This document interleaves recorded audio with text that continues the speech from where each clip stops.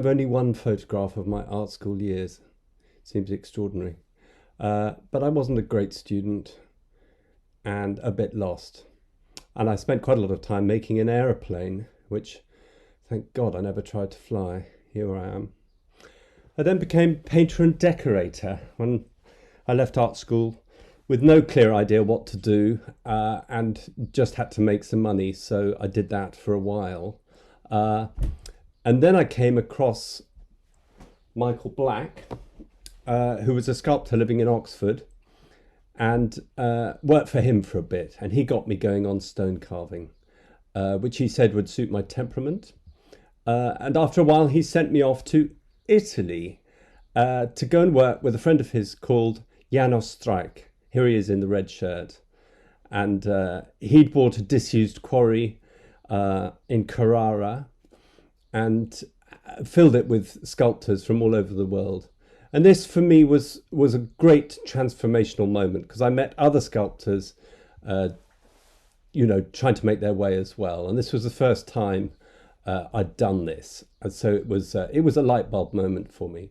This is Janos working on his on what he did, which was religious carvings, which he sold to South America.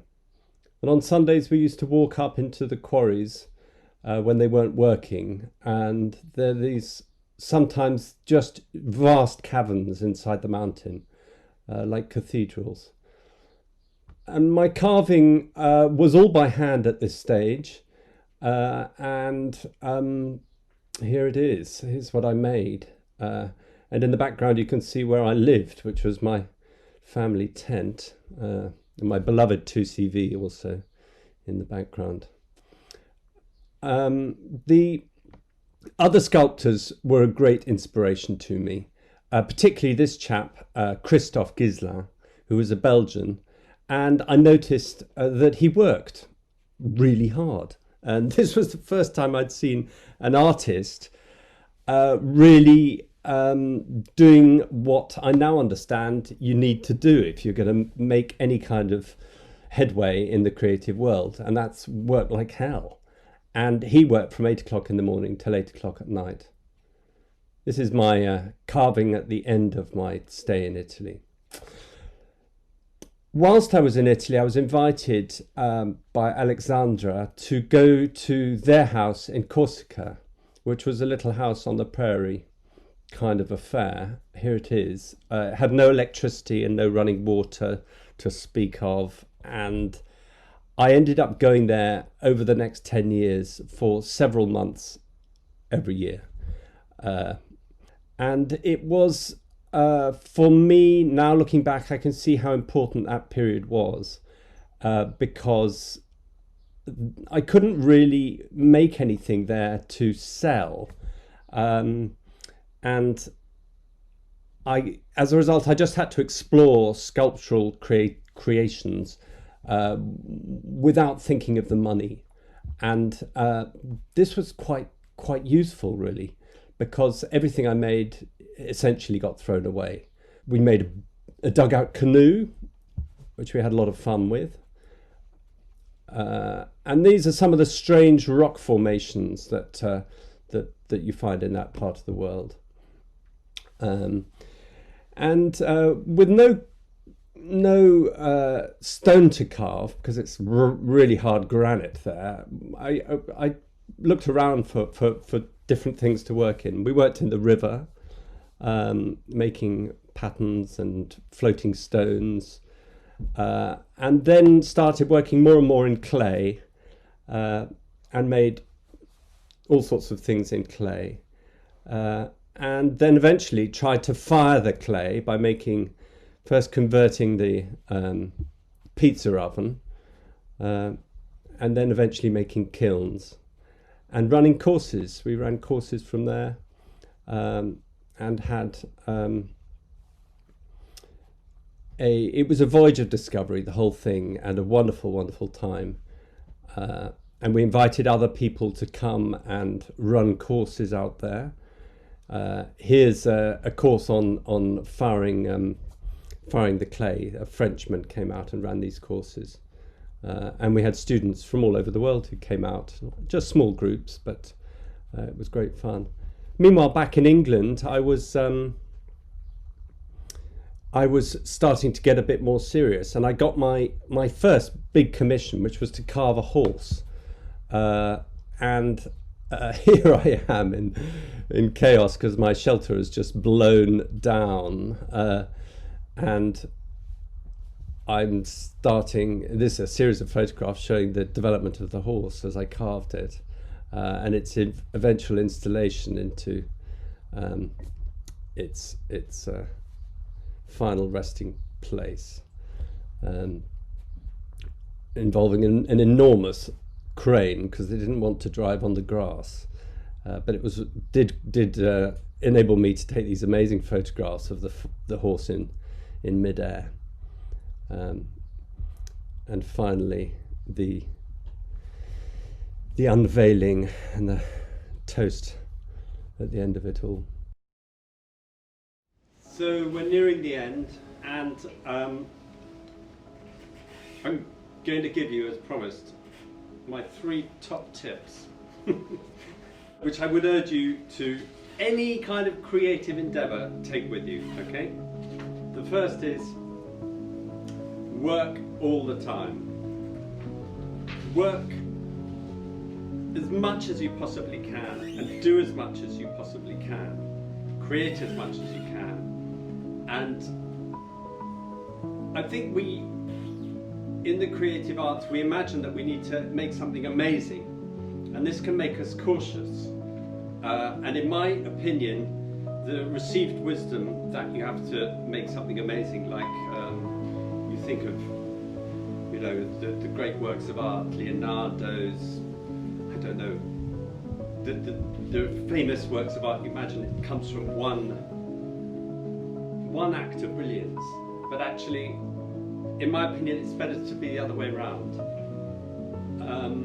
Just work a lot, worry less about. It's one instance where quantity is more important than quality, especially when you're young.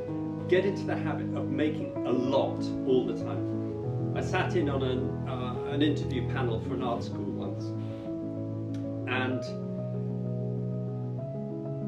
young students came through the door one after another, and after you'd seen a lot, you began to see which ones were the ones that were interesting. And the ones that were interesting brought loads and loads and loads of stuff. Not necessarily terribly good stuff, but from the art school's point of view, they're looking for someone who's got ideas turning over a lot. They don't want someone to come with 2 or 3 really beautiful finished works. They don't want someone that's arrived. They want someone that's embarking on a journey that's they're at the beginning of. And so, yeah, quantity over quality, strangely, I think is really important. And you get that by working and making mistakes. So lots of work. So that's my first. My second advice is seek out your heroes. Actually go and visit them. When I was young, Henry Moore was alive, and I was a big fan, and still am a big fan of Henry Moore, but I never went to see him, and I should have done, and I've got no excuse for it. I just never took the trouble to go and see him. You can learn by meeting those people that really inspire you. You can learn more in 10 minutes than you can learn at school or college or wherever you are. And I think that would apply right across the arts. If there's any way of going to meet someone, you don't need to get a job, you don't need to be paid. Just spending time, any amount of time with them, sweeping the floor, making the tea, will pay you back in spades, because you'll pick up something. Even if that something is, this life looks like hell and I don't want anything to do with it. You learn so much, so meet your heroes. My third bit of advice is philosophy. You have to develop a good philosophy. As in any kind of creative endeavour, you need to have a good philosophy, because of course, as soon as you make something, some people will love it and other people will hate it. So most people quickly come to the understanding that you have to listen to your own self, which is good up to a point. And you know, obviously you are the ultimate arbiter of whether something's good or not. But there is a sort of commonly seen thing in art school, which I start to call the Van Gogh syndrome, where an artist, a young person, will work like a lunatic and start to block out the outside world and outside criticism, and just work and work and work and work and work and work, and then they can't handle any interaction with the real world, who might look at the work and say, but it's crap. So you've got to be able to have those two things, the inside world and the outside world. What you think of your work and what other people think of your work. I sometimes think of it like a horse and cart. So you're the horse and the outside world is the cart. The horse on its own is pretty useless. You can't carry much on a horse, but if you've got a cart you can do a lot. And so the two things, the horse and the cart, have to work in tandem. But as a creative, for creative things, the horse must always be in charge. So when the cart starts taking over, in other words, the external world or the business world, for instance, then you start being led by the business, which is fine if you want to be a business person, but creatively speaking, it's no good. So this is very difficult area. It's perhaps the area that's certainly hard to explain, but it's hardest to grasp and hardest to manage.